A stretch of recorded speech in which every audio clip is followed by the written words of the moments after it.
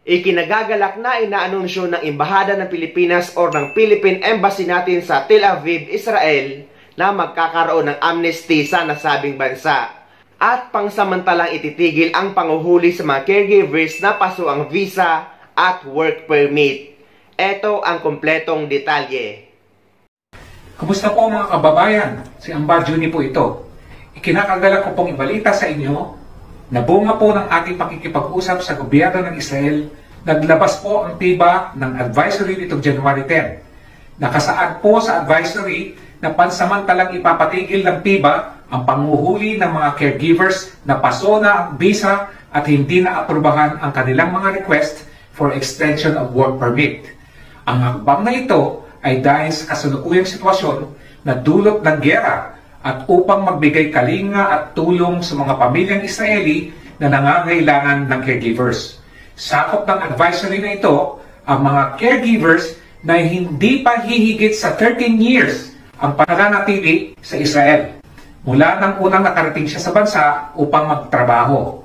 Dapat din na kayo ay walang criminal record, kaso sa korte o anumang paglabag ng batas. Ang mga kwalipikadong caregivers ay hinihikayat na kausapin ang kanilang employer upang maiprocess ang kanilang request.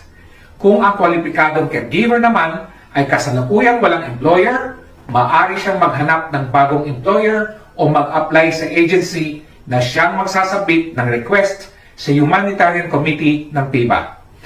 Kailangan maisubmit ng employer o agency ng kwalipikadong caregiver ang request bago sumapit ang deadline ng PIBA na April 30, 2024. Maaari ding kumonsulta sa mga immigration lawyers na nagboboluntaryong tumulong sa mga kababayan nating caregiver.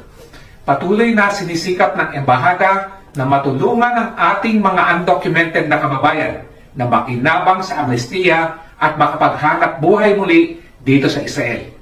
Patuloy din ang Embahada sa pakikipagnegosasyon upang mabigyan ng panibagong pagkakataong makapagtrabaho ang ating mga kababayan sa iba pang sektor ng Israel tulad ng agrikultura, construction at food service industry. Para sa mga katanungan, maaaring makipag-ugnayan sa Embahada sa pamamagitan na pagtawag sa aming telephone number o magpadala ng message sa aming Facebook Messenger account na makikita sa aming Facebook page, PH in Israel.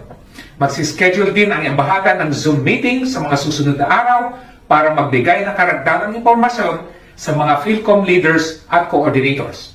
Maraming salamat po. Toda Rabba Lekulak.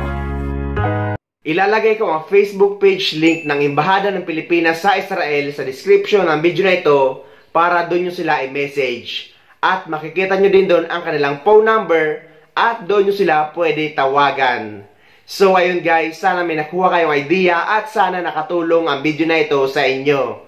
At sa mga hindi pa dyan nakasubscribe sa channel ko, please don't forget to subscribe my YouTube channel and please click the notification bell para lagi kayo updated sa mga upcoming videos na gagawin ko tungkol sa mga updates sa ating mga OFW. Mula dito sa Dubai, maraming salamat. See you next time.